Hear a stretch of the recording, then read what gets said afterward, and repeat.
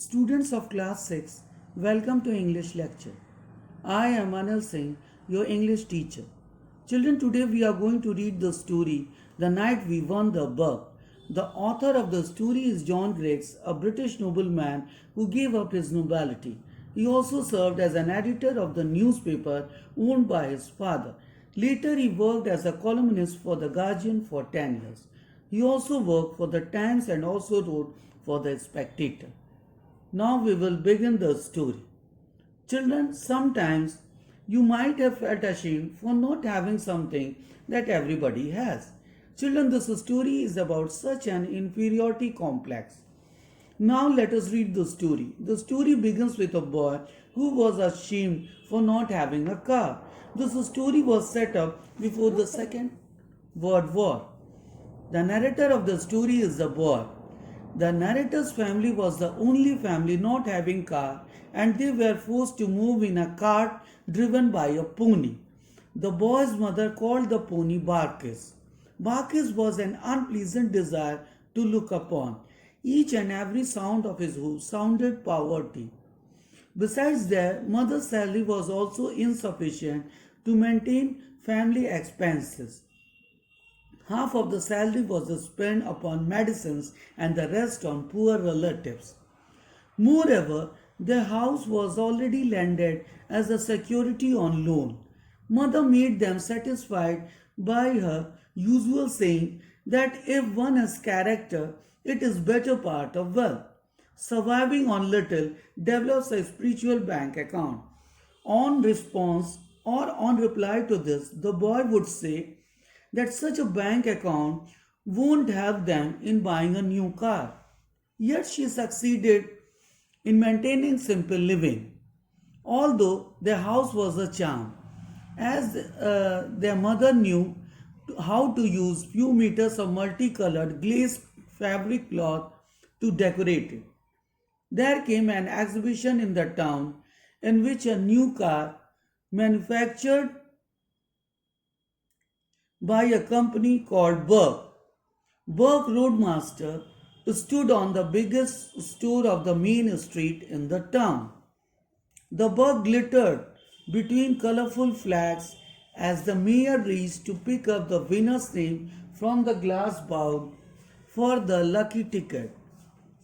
It was almost a fancy, or you can say imagination, that luck would favor the only family in the town not having car. But as the boy heard his father's name on loudspeakers, he was astonished or surprised. His father walked through the crowd to hold the keys. The mayor presented his father with a bunch of keys that made them cheerful. The narrator reached home in a record time. On driveway, the buck stood glistening through the glow from the windows. Soon the boy heard the loud breathing of the Barkis or the pony. Taking deep breath, the boy touched the car's smooth surface and dozed. The car was luxurious. When he viewed the cushioned back seats, he saw his father coming through the pavements. The boy loudly shut the door and rushed towards him. Father angrily shouted to leave him alone, which was most hurting for the child. Finally, he got inside the house. In the living room, he met his mother, who consoled him, saying that he was going through an ethical problem. So they have to wait till he finds the right answer. The boy inquired that what was ethical in winning a buck. Father replied that the car may not be theirs. The boy shouted that it was announced to be there on the loudspeaker. Father showed them a raffle stuffs number 348 349. The winning number was 348 with a faint letter K dimly marked with a pencil on the corner.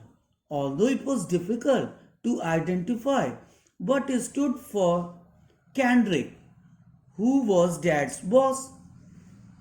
Finally, mother explained that his father had bought the tickets from his own money, marking 348 for Kendrick, and also marked K with a slight pencil which can be easily erased.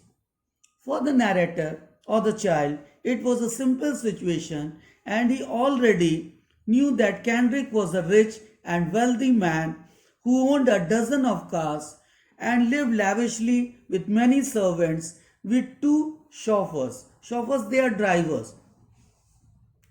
Finally, father dialed Kendrick's phone, which was received by a servant who awakened him. Being roused from sleep made Jim Kendrick annoyed. Consequently, father explained that the whole situation or the matter. On the coming afternoon, two chauffeurs or drivers from Kendrick came and drove away the Burke car. They also presented or gifted a box of cigars to the boy's father. Children, this was all about the story. Now mark the difficult words in the paragraphs and also read the question answers. On next lecture, we will discuss the question answers and also talk about the difficult words. Thank you. This was all about the story.